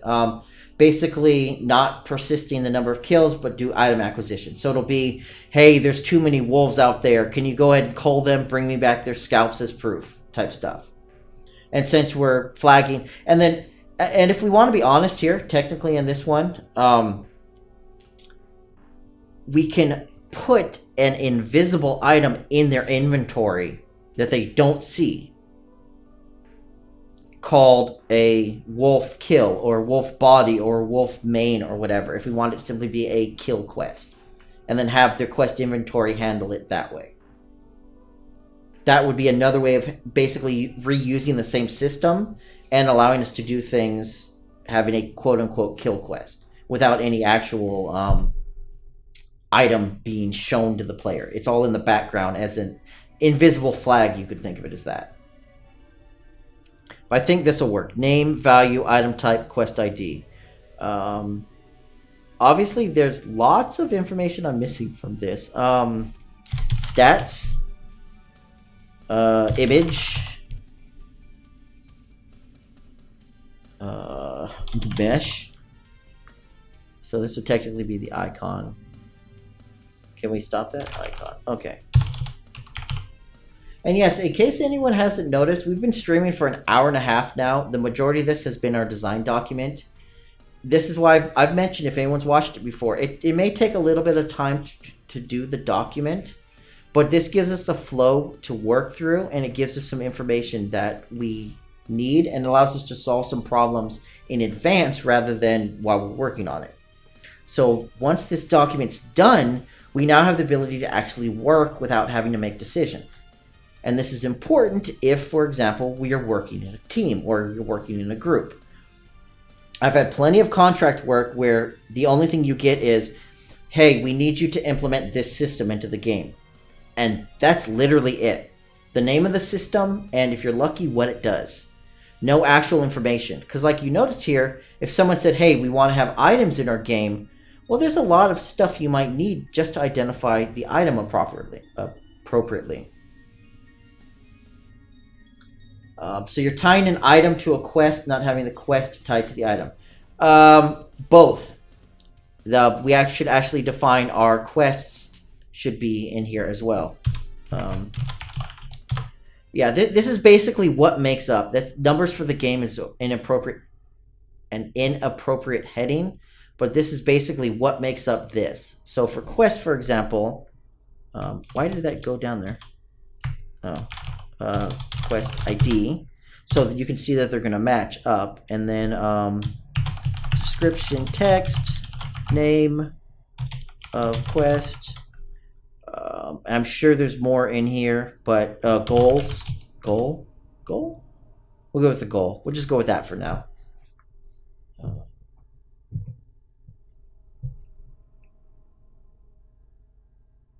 Not that it's relevant, but tying items to quest prevents non-quest items overlapping. So, for example, if someone wanted a piece of bread, a generic piece of bread, you wouldn't be able to use it because it's a normal item. I could see that being an issue, but then it's just part of the design of the game. You don't ask for a piece of bread, or you don't do something like that. That's basically how we'd work around it. Yes, this would probably prevent the exact issue that you're talking about, but the actual problem with that is probably not very much of a deal. For example, someone wants an ale of mead, and let's say mead is a drink you can have in the game to restore mana. You don't ask for an ale of mead, like you're mentioning, Magic Quest Bread. You ask for an ale of Iron Stout mead. And that's just simply a item that is sold by the merchant that's only for quests type thing. Yeah, WoW had a lot of stuff, but WoW is also a game that cost millions of dollars and took multiple years to create. And a lot of that stuff wasn't even in the game when it started. We're not aiming for WoW. This is a slice. This is something that we're going to get working.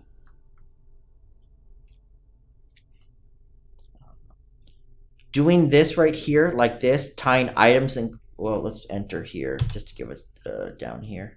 So tying items and quests with a quest ID will allow us to basically goal items is what we need to call this right here. This will allow us to easily flag things. So, for example,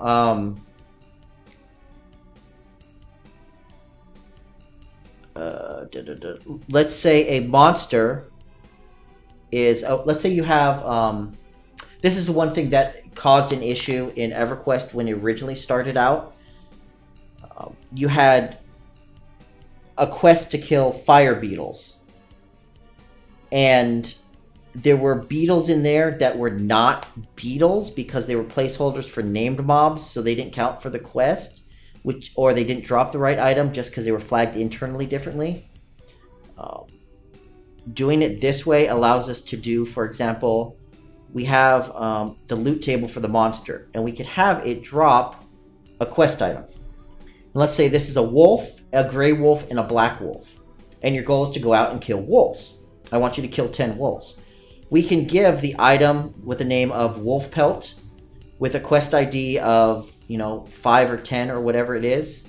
Yeah, see this, I need to rethink this. This has got an issue here. We don't want quest ID. We want, no, we want item number, right? Is it just the item number? Item ID. There we go. That's what it was. Okay. See, my brain was a little funky there. Item ID is what we wanted. There we go. So basically we have 3 wolves. Those wolves can all drop the item ID 10, which is our wolf pet. Wolf pelt. And our quest has goal items of 10 wolf pelt. So this will allow 3 different items to all drop the same goal for our quest without having to specifically say, okay, I want you to go out and kill wolves, and the only wolves that are valid for this quest are the gray wolves, because only the gray wolves were flagged. And then later on in the world, you actually come across some other wolves that just happen to be not flagged as the appropriate wolves. Yeah, my brain is putting this together, but my mouth is not. I think we're good in terms of that circle there. Drop rate. So the drop rate should be part of the loot table info here. But do we want to tie them together? Well, the quest items are going to be always drop. That's my opinion on that one. Damn, that is a good question, though. Crap. You only want the quest item to drop if the player has the quest, which shouldn't be that hard. For example, if this is... we have our quest, so we'll know the quest that the player currently has. We'll know the goal items for the quest. We'll know that when we are giving the player loot, we will see if it's on there, and then we'll determine whether it should loot or drop or not. So basically, when the loot is determined after we kill the monster, we determine whether or not it's going to drop the item or not. I'd put the drop rate on the monster. Yeah, that's kind of what I'm leaning towards right now. We have our loot table info, so basically this is this should probably be a map, I'm thinking. We can do a map for the loot table info. This is also one, by the way, this is also a good place. This is why I'm doing it like this. This is where you start defining your variable types in here, so you know what they're going to be for reference purposes. So for example, we could do a map of int to float, like this. And then we'll know for our loot table info, it's a map of int to float, and it's going to be our number from our loot table, which is our int, and it's going to be the percent chance to drop, and this could be something like 0 to 1, and this will be a float. So defining this, for example, if I was to pass this off to someone else to work on, they'll know that they'll need to have on our monster a loot table info, so we could even call this, you know, loot table. They'll know it's supposed to be of type map, int to float, and they know the int refers to the number from our loot table, and the float refers to a percent to drop in a loot range of 0 to 1. I think this is I think putting it on the monster would be a good way to do it, because it does allow us to find 2 things. But then it also goes back to where we're getting the monster information from, and this information is going to come from our data table. So technically, we will have a data table that defines all the stuff in the first place. But I like it being on the actual monster because it allows you to. Yeah, no, I like this. I think this will work for now. Oops. I kind of I'm just writing down numbers at this point. Yeah. Yep. Monsters don't need a spawn point or a respawn time. Monsters don't need any of that. The spawn point needs that. The spawn point needs to know the monsters that could spawn from it. So our monster numbers, because we got to keep in mind, this is the information that goes on the monster itself. So when the monster spawned in the world, this monster needs to have an armor value, a damage value, and a loot table map. That's all the monster's gonna need. In terms of values, we probably need something else in here, maybe an AI type, if it's a roamer, for example, or if it's a fixed spawn. I'm not going to worry about that for now, but this is all the monster's going to need. A spawn point, which should go up here, we're going to have to create. So this will be a monster spawn point. And we're actually going to need NPC spawn point. Our document is starting to friggin' go banana nuts in terms of length, isn't it? Look at this thing. which is cool. Yeah, so our monster spawn point is going to define the respawn time, and the spawn table is what it's going to define. Is there a way to...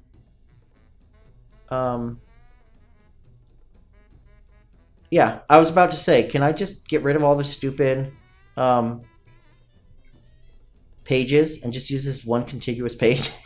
This is probably a lot easier for me now. Okay, that works. Because I'm not printing this out, so I don't need the page breaks. Okay, so we have, yeah. So our monster spawn point will define the respawn time and our spawn table. And our spawn table will consist of the mobs that can spawn. And that could be, again, that could be another map that simply refers to the monster ID and then the chance of spawning. So we could even do something like Classic EverQuest, where you have a 36-minute respawn time and you have a 5% chance of the bloodstained ghoul popping, and the other half of the time it's a like a yin ghoul or something like that. No, the bloodstained ghoul was the placeholder for the stupid frenzied ghoul. So you have stuff like that. You have your named, have a small chance, and the other ones. But those will be defined in the monster spawn point. And then once it spawns something, then the monster itself, when it comes into play, will have all of this information, which will pull from its monster table. Yeah, okay, cool. That's getting somewhere. NPC spawn point. This should be the NPC number. Whoops. That was not a tab. There we go. NPC number. Because spawn points are going to be really simple. This should be, for an NPC, it should simply be what NPC it is. We'll pull it from the table and set it up from there. Might need more information. I don't know, honestly. We'll have to figure that out.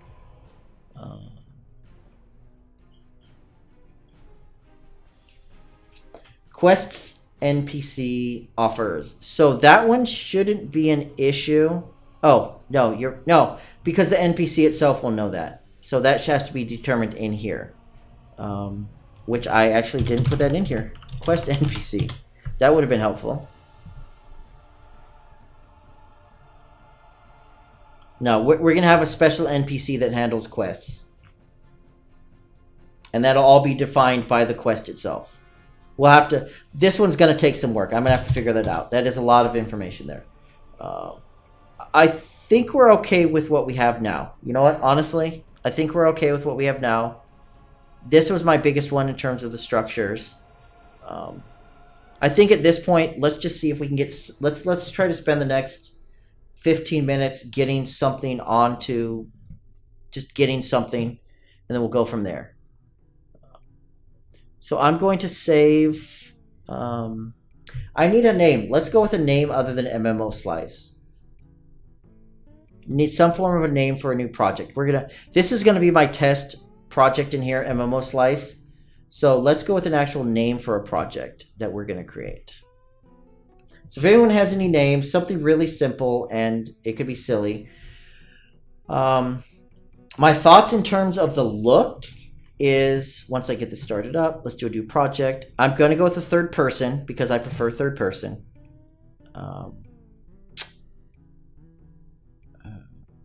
Let's see, so this will be the live stream MMO. We're going to leave it just like this. I'm going to name it, once we get into it, something else.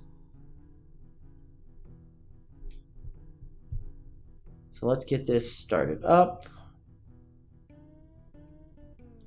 There we go. Naming new mobile game. Oh my gosh. Yeah, yeah, you're 100% correct with that. With that whole recent Clash of Clans and all that stuff, they just keep... Oh my god.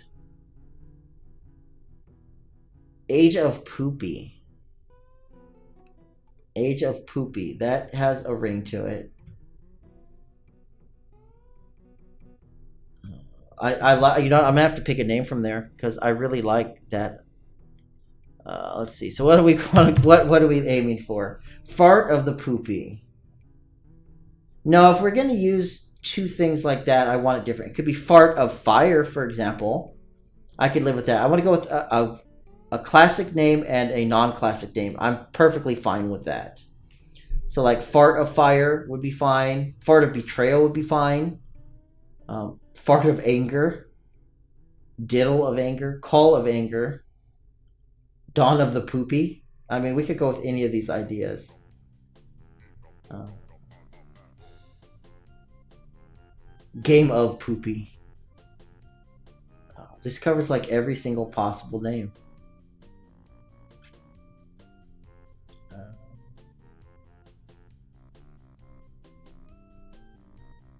We could not use the toilet humor, I guess, but world World Age of Ultima. Okay, I'm gonna go with we're gonna have to go with Ultima with 2 A's just to be safe. So we're gonna go with World Age of Ultima. That one's not horrible at all. Livestream Slice project. Okay, we're gonna go with that. Then we're gonna go with the World. The World Age of Ultima. How about that? And we'll go with that one. Well, and just to be safe, we'll have 2 L's in there and 2 A's. That's what we're gonna go with for the name. Okay, so that'll work. Okay, cool. So here's a question in regards to the thought process in doing this. This project is not really going to get released depending on how I do it. This is where the issue is going to come from. Releasing the compiled project won't be an issue for people to try out and test. Not a problem, it's compiled. The problem comes in if I try to give people the source code. I could give the source code out with any of the engine content, assuming I put it behind the the GitHub login system. And I could do that. I already do that with the current example projects. So that won't be a problem. Assuming I used example content that's freely given out by either people or Epic themselves. If I start integrating other stuff, for example, I have a where'd it go? Where'd it go? I lost it. An MMO RPG UI kit I could use to try to skin the UI better. I couldn't give the project out. If I used the Infinity Blade stuff, I could give the project out. If I used any of my personal stuff, I can't give out the project. That's an issue. So I have a couple different options here. My original idea was not to give out the project at all, just use it as learning, and then try to make it at least look decent with some pre-done stuff. Like, for example, I thought it would be fun to use like that MMO RPG UI kit and use something like the Polygon Adventure kit for the art because it looks really friggin' cool. But then I couldn't give the project out at all. But at least it would look cool. So that was a thought process. However, I'm not good with art and animations and stuff like that. So the other idea is to take the project, slap a landscape down, draw it up a basic landscape so we can use the basic landscape material and the landscape look to give it a landscapey look. And then do some really simple like cube characters, like literally no feet or animations. They just float on the ground because I can make a floating cube. And have the weapons and armor and stuff. Well, the armor itself maybe just change colors. It's not even going to be visual. But things like the weapon and the shield, if we have a shield, or the staff, I can easily draw up, make up little basic cube shields and weapons. Have them be a separate part of the character. So if you've ever seen, I want to say Trove does it really well. If you've ever seen Trove and how they handle it, they have your basic character, but then things like you can see this warrior doesn't have the sword attached to him. They float. They are not necessarily a combined part of the body, and they're really simplistic.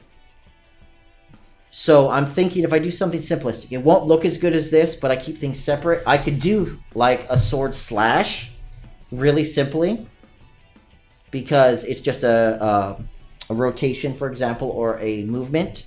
I could do a shield animation because it's just a movement. I don't have to do anything like blocking and stuff like that. I'm thinking just leave it simple so I can give out the complete source code when I'm done.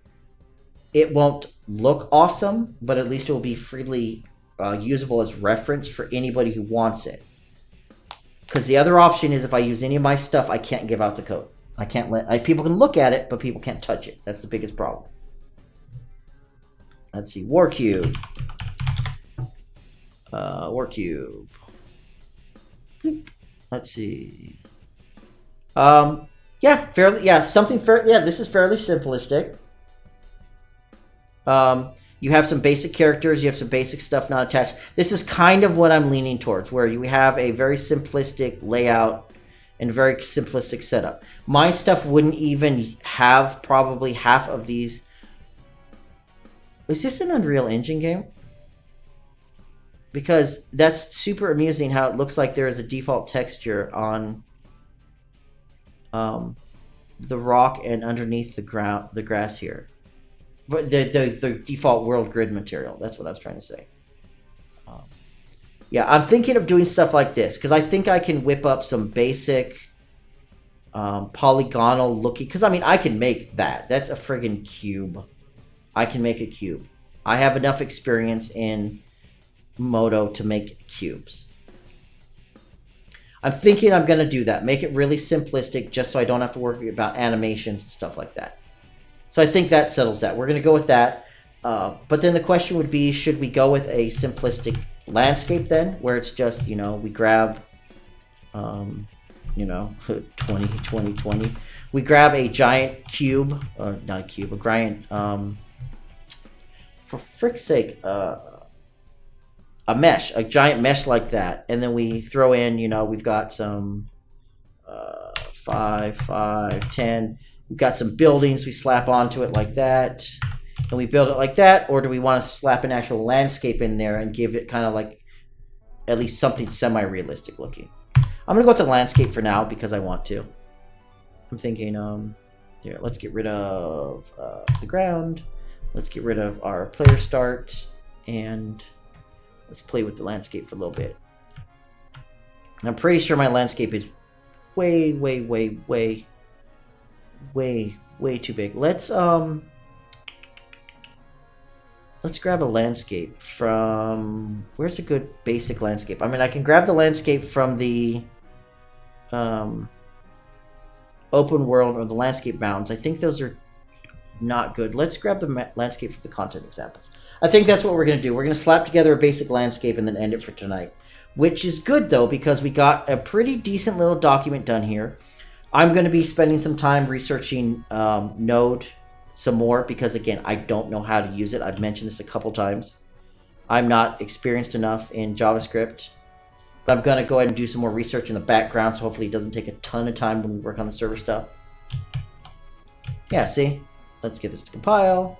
This should work, right? Make a little basic landscape like this. Now, is this height-based, or is this... No, this is not height-based. I bet you this is painted. Oops. You want to bet they did vertex painting for this? Can you open up the material? Thank you. Let's see. Roughness, metallic. Where is my freaking... Oh, there's my snow. Snow color. Into the layer. Layer blend. No, these are height blends. No. Yeah, these are height blends.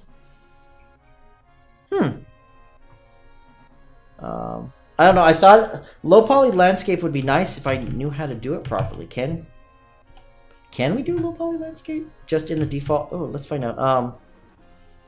Let's find out. Let's do this a 1x1 section, so we have something really simple. 7x7 quads won't work. Okay, let's go back to 8x8 with a 7x7 quad setup. Let's see. 24. No, see, that's not gonna work. Dang it, seriously.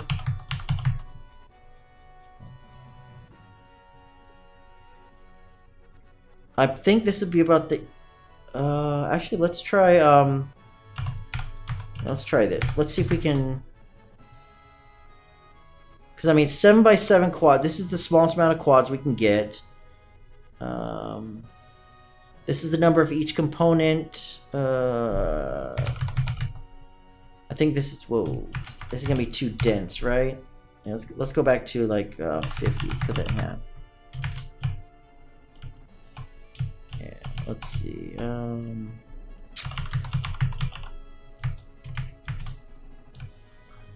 Okay, let's see what happened. See, I don't have... I need to grab that material. So let's grab our landscape material. Let's find out where it's at. It's going to be right here. Let's go ahead and...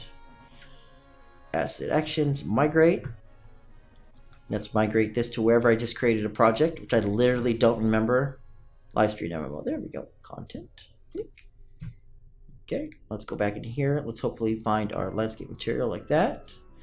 Let it compile in, and let's hit create. Yeah, see, nothing is painted so far.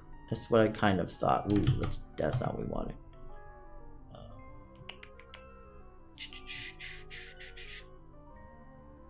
And we have no assets, right? Yeah. Oh, yeah.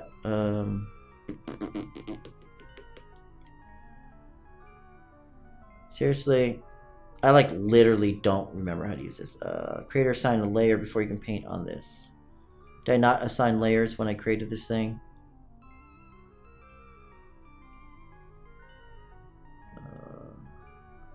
Nope, I don't think I did when I created it. Gosh darn it.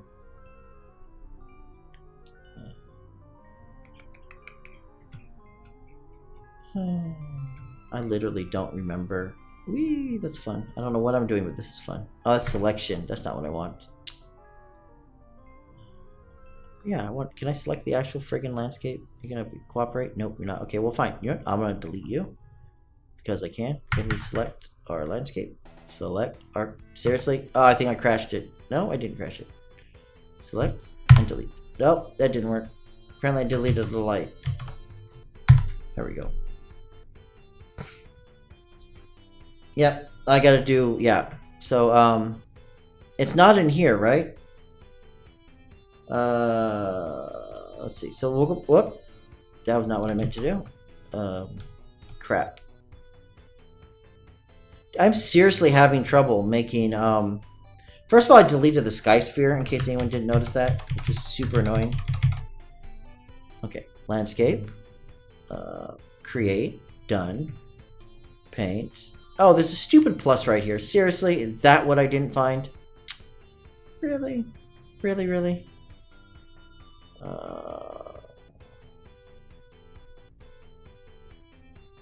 Really? Really? Can we... You know, sometimes they make things harder to find than they should be, don't they?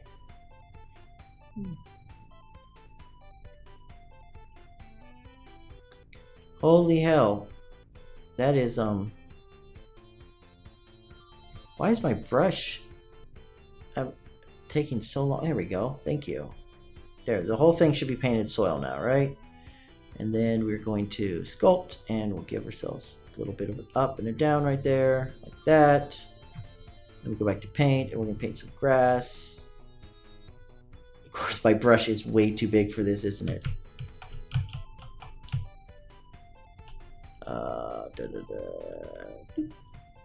There we go. Oh, look at that. We got some grass.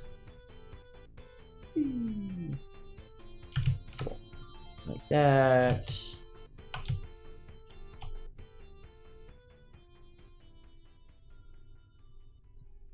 There we go. Like that. And then we can do some snow up here like that. Yeah, obviously a real artist should be doing this, not someone who has no idea what they're doing.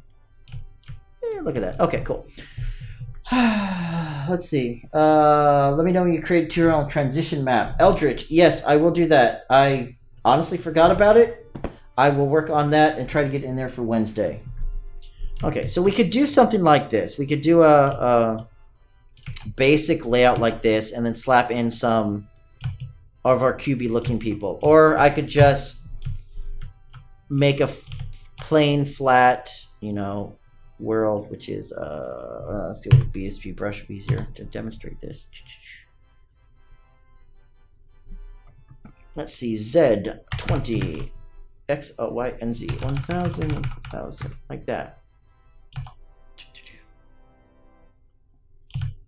Okay, that let's reset you. Let's move you over like that, and let's do oops, that was not enough zeros. Like that. So yeah, so we can go with something like that, or we can go with something, you know, like this for an alternative. Obviously, should probably use solid colors like browns and greens and stuff like that.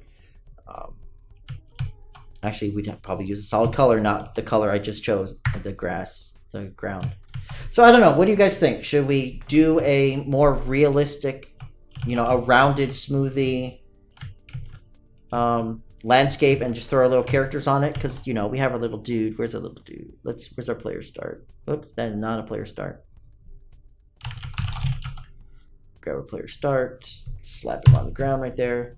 You know, so we'll end up with an actual world we can run around that's got smoothness. Or we'll end up with a world like this, where it would probably help if I put geometry in here. So, yeah, we can do this like this. And then we go like that, like that.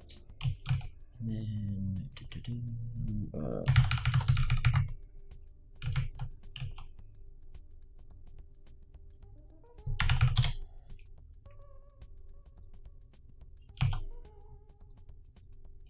you know, we end up with stuff like that, where we have nice, smooth, rounded stuff, or we get something that's more geometry oriented, and we end up with like this for hills and things like that. And then flat colors. We'll go with, you know, like brown for the ground and green and stuff like that. But either one of these are going to be in the engine. We're not going to do anything outside of the engine for this stuff. I'm probably not even going to make the character models outside the engine. I'm going to use just the BSP tools to do them. I'd love to use the new geometry tools, but I don't think they're part of even 4.16 yet, unfortunately. I couldn't get the geometry branch to work either. Yeah, that's why I'm questioning in terms of this one. Metric, we're actually working on finishing up for the day. I'm just trying to figure out for our game if we're going to go with like a more realistic artwork style, not artwork style, a more realistic terrain style, or if we're going to go with just like a flat-based terrain style. Can we? Well, we can, right? Hold on a second. Let me grab. Hold on a second. I just thought about something. We can paint. I really should be putting these in one folder instead of doing this. Let's see. Really? Do like none of these are good enough for me? We'll go with the stairs. That'll work.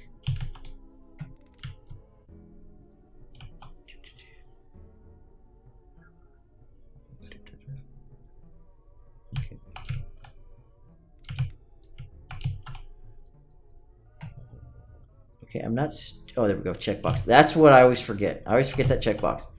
Yeah, we can paint foliage on meshes. It doesn't have to be on our terrain, does it? That is really weird foliage, by the way. How about that? Let's go with low poly, and then let's import other cool stuff, though. Like we'll bring some grass in and stuff like that. And we will... We'll keep our terrain low poly, we'll keep our buildings low poly, but we'll steal stuff from our content examples, like this tree and stuff like that, and we'll throw things like that in there just because. So we'll make maybe our rocks and our trees and stuff like that, not necessarily low poly or high poly, but normal-ish looking.